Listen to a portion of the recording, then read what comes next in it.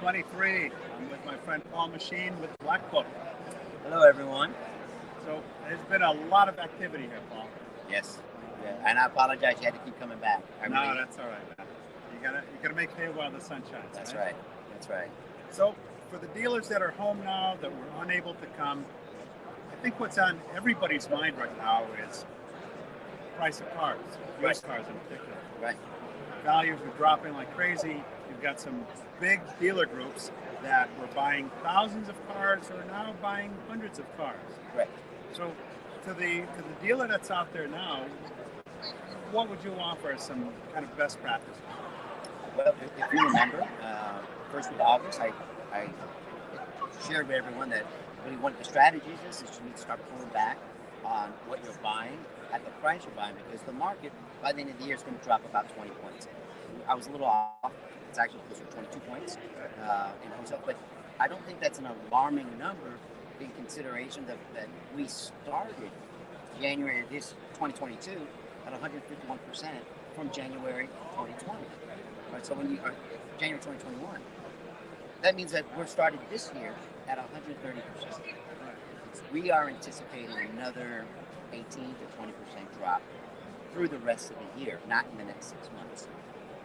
That's barring any major economic, downturns, war, Another war, things, right? Another supply chain type of a crisis. Okay. If it just happens, what's going to happen? 18, 20%. But that means that inventory is still 110 to 115% more today than what it was in January 2020. So when you put that in contrast, you start to think, is it really that bad? The prices are still higher than what they were. It's bad if you're buying inventory with a mindset that it's still high like it was last year, and that it's not going to continue dropping. And there needs to be caution when you buy. There are people that still think it's not going to drop. Oh yeah, it's absolutely going to drop. I mean, one of the best examples I like to use is my friends at CarMax. The best example is in Q4. They acquired their version of Q4. They acquired 240,000 units, 240,000 units, a 40% drop quarter over quarter. It's huge. Huge. But the message is it was an executive decision and it was intentional, which means they put the money on the clock and left it. You're either going to trade it or sell it. There's no working a deal, and they didn't need to overpay. My message has been, don't overpay. Put the number on the vehicle. Be realistic with the number. Don't get desperate to buy it. I think a lot of dealers are starting to implement some of that because I last reports I saw 45% no sale rates at the auction. Right. Oh yeah, 45. Highest we've ever seen.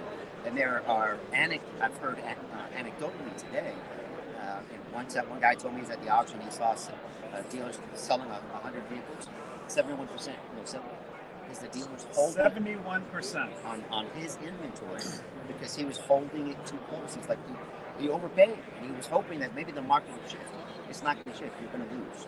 My best advice is your first loss is your best loss. That's right. And that's not. I didn't come up with that. Right. I mean, that's just common sense in this market. Right. Now there are strategies that dealers can do, and because the number one question I get asked is, what do you see for 2023 and moving forward? Well, obviously, everybody's here. We do see a steady decline in used vehicle valuations. Not a concern. I think it's going to level out, and it might even come back up October, November, December. Because what the reality is that we just finished 3 years of low used vehicle production in car sales. Right. So during that 3-year time frame, we approached our 2019, 18, and 17 to backfill the short supply of inbound new car inventory, right? So now we're looking at a total market that used vehicle supply in general. There's good supply in there, but they are owned by customers, and there's a large majority that are 0 to 3-year-old cars, and we know what we charge those people. Right. So how do you buy more inventory when you're limited on the space? So 0 to 3. Now you got to go to 4 to 5-year-old cars. We've done a good job coaching that last couple of years. The sweet spot now in pricing, because of the economic factors, 2013 to 2018 model vehicles. Where do you find those cars? From the customer. Directly in their driveway. And this is without the fees, I might add. Yeah, with no fees, no fees. And you have the chance to get service revenue if you do it the right way. And you have, and another sale if you do it the right way. One of my dealers called me up and said, look, I've been following your methodologies and the process. I've got 4 used cars in stock under 30 days. I've got 17 that I'm going through the purchase process from. Under 30 days. Under 30 days. I'm buying 17 more this week from my service lane. I've got another 18 that I know I'll probably buy next week from my service lane. Well, I love the service lane piece of it because these are customers that are servicing with the dealer. So That's you right. know the service history. You know what the recon's going to be. It's not going to be you're not buying an unknown and then finding out you've got to put $2,000 in. No, 100% right. But what's changed for them is the accuracy of the data. They can actually appraise a VIN, go through the process, get all the information that we can provide. They can call the customer up, ask a couple of condition assessment questions. Customer is coming in for a safety inspection and a service appointment. Yeah. They're getting a write-up on what they need, and they're getting a check writing note at the same time. Right then and there. Right then and there. Right then and there. And about a third of the customers will buy, a third will trade if they can, a third won't do anything at all. But the unicorn process is how do you target those 2013 and 2018? And that's where your marketing company comes in. Find that great marketing company that can identify owners of that 2013 to 2018 unit that's within 25-mile radius of that service department. Invite them to you for a free safety and service inspection. Those are people who have never opened their door to your door. It's a fresh opportunity. Absolutely. So my buddy says, I don't understand how that would work. I said, I'll be there, get a meeting together. I called Uber, picked me up. I did this intentionally. And on the way there with the Uber driver, I'm asking, his name's Clarence, by the way, older guy, great, retired. You know what he says? The car he's driving, 2013, 31,000 miles, price of $260. Thing looked brand new. Brand new. 2013? 2013. 31,000 miles. And he just started driving Uber just to get out of the house, have fun. So I'm like, oh, this is a pretty clean car. I mean, I think you've got some gold here. He's like, really? He's like, what do you mean? So I explained to him what the market could use for that type of car. And he had no idea. It was cool. I said, so tell me about your other cars. He was like, well, how do you know I got other cars? I said, you told me you're retired, so you probably got 2 or 3 other cars. He goes, well, actually, I did. Tell me about those. Another 2013 priced for 335,000 miles. Sitting right next to This is a golden nugget out in the field here. Right. Never even considered that he had cars with money. Had a 2018 Mercedes-Benz 300 with about 40,000 miles, which is still good miles for 2018. Yeah, I was going to say, 5-year-old car. Right. And a 2005 Dodge Ram pickup truck with the body, 255,000 miles, 255,000 miles on the body. Looked good. With 51,000 miles on the new engine, and he had the papers to prove it. I told him, I said, I'll give you $50 to wait in the parking lot while I do this meeting. And I promise you, if you're interested in making between 20 and 30 grand and putting it in the bank today, I can get your car sold. Because you are exactly what I'm talking about. He waited in the parking lot. I explained my theory to the guys. And I told them what I had in the parking lot. They're like, yeah, we'll buy it. We need it. They walked out. They made an offer on all 3 vehicles. The Mercedes, the 200, and the 300. Wow. He sold the 300 in the Mercedes, kept the truck and the 200 that he uses, put 25 grand in the bank. Here's the key takeaway. This is a person that had no idea. That's right. None. Sitting on a gold mine. The first person that approached him, educated him. That's right. As to what he had. Who's not going to want extra money, right? And there's so many ways you could spend this. He's got to pay insurance for all these 3 cars. Right. He's got to pay property tax depending on where he is. And he wanted to put the money for retirement. He wanted to add it to his retirement bundle. He didn't need the car. No, they need it.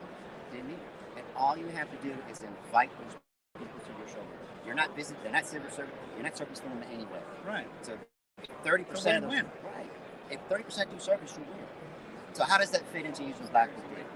You understand what the potential is to buy that car for before they even get there. Days online. I've seen numbers 52. Yeah. How far off am I? No, we're 55. 55. Okay. But it's ebbing. It's an ebb and flow. Yeah. I'm hearing a lot of positive from the dealers that I get to talk to here.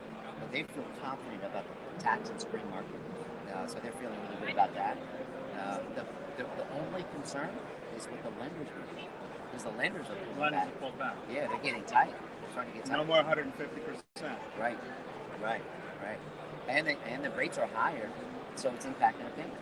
Right. So I think it's what every $1,000 is between 21 and 24 bucks based on the interest rate on a payment. So that's significant when you're looking at a $25,000-$30,000 payment. I mean, it's a seemingly simple strategy, right? Yeah. I sat in on a talk about equity mining, and I'm scratching my head because there's the only equity you can find, in my opinion, is negative equity. Right. And where are you going to go with that? Right. Well, that's looking at anything in the last 3 years. It's definitely negative. And the foreseeable future, because 84-month terms are very popular right now. That's right. So somebody that's in an 84-month term, they're pretty much committed for the next few years. 16% of the loan you did before for 84 months or longer. Wow. Yeah, or longer. That's crazy. Oh, that's horrendous. Horrendous. Again, another dealer buddy. I was actually in the store talking with him. When he comes in, he gives me this appraisal. What should I do with this thing? This guy's 15 grand in the tank. I said, well, did you sell it to them 3 years ago? He goes, yeah. I said, you make the money on it, didn't you? Yeah. I said, you have to help them some way, somehow. There's a way you can structure this deal, and I'm thinking you're going to have to consider leasing it, using all the incentives that are available to you, and maybe even have this vehicle pre-sold to another customer that you want to trade in. So we can make up for some of that lost negative equity by getting a thinner retail margin, but you're winning. You get 2 finance contracts, 2 warranties, and so on. Because if you don't get them out of it, Right, it's crushed. I don't think they're going to feel very good about coming back to your store. Right. And I think it's another dealer buddy I was just talking to says, we're going back to the basics. We're doing the training. We're understanding doing the lot walks on it. Quite frankly, we got fat and happy. I said, so you didn't fix your roof when it was sunny? Right. And he's like, nope. We're playing catch up right now. Now, nobody put a gun to any consumer's head that said you have to buy this at this crazy margin. No, absolutely. So buyers need to take some responsibility here, but the ultimate goal is to do business with them, right? And if you help them make a bad decision or a decision that's not in their best interest, you could leave them out there, or you could help them out.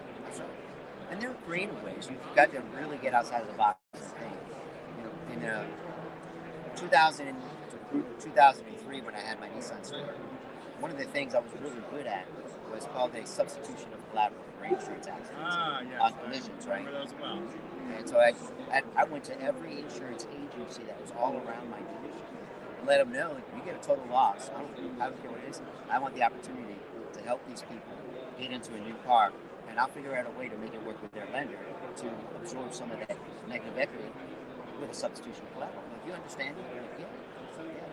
And before long, I had at least 2 or 3 a week come to me. That's found money. Yes. Just being creative. Thinking differently. Thinking differently. And I love your phrase, don't just think outside the box, throw away the box. Throw the box out. Right. If the road doesn't exist, climb on the bulldozer and make one. That's right. Wow. So you buy off the street, you need a good strategy for that. Yep. Well, and you have to have a good process with technology. To buy off the street, you don't want ranges. Right. You want a check writing number, and you don't want a lowball check writing number. You want a realistic number, and that's what consumers want. I think you and I talked about this. I did a mystery shop for one of my major accounts. They asked me to test out 11 different check writing sites, different dealerships, programs like CarMax, Carvana, and whatnot. And I got 11 different check writing numbers. The closest in line were there 7 of them that were my partners. They were using Blackbook data. They were the closest in line to each other. The ones that were just way out of market, the bottom, they were not Blackbook partners. And I can guarantee you that they never got those deals. We're talking wide ranges yeah, that don't make sense to anyone. 5-6 grand difference in a rate from the high number to the low number. That's crazy. And it's the same car, same mileage, same van, same history. 3 weeks after I did that mystery shop, I had a phone call Dealer says, look, I know you were testing this out for us, but I've got your car sold. And I sold my BMW after that. Like, yeah, it was such a good deal for me to sell it. I He sold put it. your plan into work. Yeah, sure did. He did reverse on me. He says, I need your car. That's But why it I sold it. works. Yeah, I sold it. Just a question of having the data and asking the question. That's right. And that's really all it boils down to. And being confident that the data is right. A new thing that's Because it's happening. changing quickly. Oh yeah, and we update our data every day between 5:30 and 6 a.m. every morning. And now we have what's called retail market insights. And at the request of our dealer body and our lenders, they want to, now they understand what the wholesale market's doing. They want to understand that if I acquire this inventory, or if I got this vehicle coming off lease, and I need to remarket it to market it at large, what can I do? What's the requirement in that market? What's the saturation? What's my brand competition? What's the average days to turn? How many price changes does it take before it actually sells, and what does it sell for? And we had that data, and we ended up putting together two things. We can get the raw data, and then you can add on top of that a retail listings visualization stuff that you can actually upload this inventory data, your sold data, what's out there, and you can see what's in the market now and why you may have missed it, and understand what's my competition doing, what do they have in stock versus what do I have in stock. So when you have the right data, you can do amazing things when you make a direct purchase vehicle acquisition. And because the values are changing, probably as we're having this conversation, it's not only key to buying it right, but it's also key to, you can't think stratosphere on the gross profit. Right. You've got to move that car quickly. That's right. I had another company that I was just talking to recently. They were talking about they recently successfully securitized their Q4 loan portfolio. And what was really cool about it is they said that they actually had a very favorable rate when they got the securitization. So much so that it would increase their ability to provide more funding in Q1 of this year. A large part of they are a huge data user of ours, huge, and they participate in a lot of conferences and whatnot. So all the executive decisions they made when it came to buying inventory, sourcing it, pricing it, and actually financing it, because they did a lot of their own internal financing, helped them do a better job when they went to the securities market, that they actually got a greater rating and funding for it. Wow. All because they had the right data. Any last words? I think one of the things we need to pay attention to is what's going on into the lenders. I talked about yesterday how Ally Financial recently announced adding a little more than $1 billion to their reserves as required by CECL, expected credit losses. That's right. I was going to say that's the expected losses. Yes. So that now puts them at like $3.7 billion in reserves, well funded, in anticipation of what they think might be, some losses from your possessions and what they got to take. They can afford that. Yes. Your smaller credit union, local, can't. So there's opportunity there as well. That's correct. So that's Ally. Chase has done the same thing. Bank of America, oh my God, not Bank of America. It was Bank of America. I can't think of the third bank. But many of the lenders that are coming out, they're doing this to make sure they have enough capital in reserves to offset what they think might be potential losses. So pay attention to that. If those losses run through, we may see another restructuring of scorecards. In my opinion, because they are well capitalized in reserves, they'll be safer bets by the securities market to recognize I can invest in those portfolios because the lenders are now being responsible to make sure, which also means that they're pushing that behavior to our dealer bonds, which improves the way we take care of our customers and financing. So pay attention to that market, because that domino effect will affect us. Well, Paul, it's always a pleasure. Thank you, my friend. Always. What's your booth number here? Black Book booth number 833.